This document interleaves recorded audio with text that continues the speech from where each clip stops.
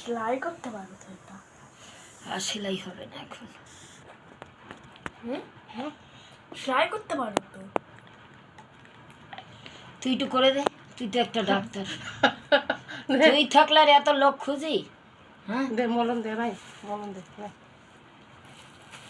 তুই এত বড় ডাক্তার, তুই আমি খয়রাতির ডাক্তার করে যাই, বল।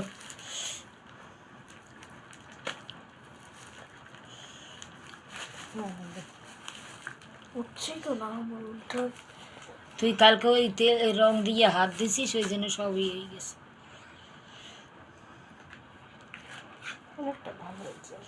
অনেকই কমছে, কিন্তু মুই যে এই অতটা তোর বাবা ভিতরে হাত দিই না, হাতাই না। একটু দে দে, ওরকম মলম থাকবে অতটা না।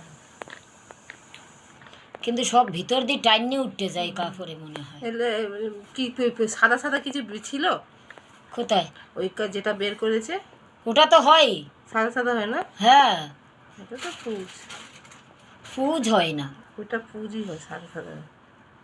ওটা সারাদিন ওই রক্তটা টাইনে নিয়ে আসে, এই ওষুধটা সব উপরে উঠতে যায়।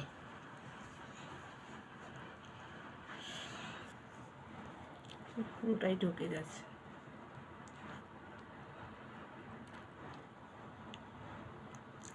ওইটাই চাপিয়ে দাও না, মনে হয় সারাদিন কিটকিট কিটকিট করে। আর একটা লাগবে, কি? একটু মলম দে রে, এখানে দেবো। দে ও বনু, দে উপরটাই দিয়ে দে। পুরোটাই কাপড় ঢুকে দেবে রে। তাহলে কি নাটটা কম মোটা? একটা সাদা কাপ মানে কি বলে প্লাস্টিক ছিল না? না, প্লাস্টিক দেওয়া যাবে না, প্লাস্টিক দিলে আবার ওই রকম ঘেমে যাবে। আমি পায়ে দেওয়ার কথা বলিনি, তা? ওটা আমার খাইলা ছিল। আমি কিছু করিনি। এদিকে আর একটা দে, এদিকে দে, এদিকে দে, এদিকে। হ্যাঁ ওইদিকে, এইদিকে, এইদিকে সাদাটাই।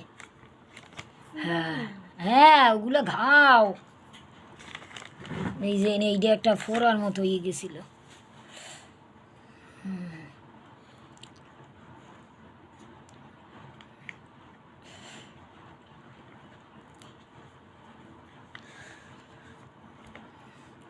গেলাম বলছি 50টা দিতে, বলে নেই, এখানে একটাই আছে।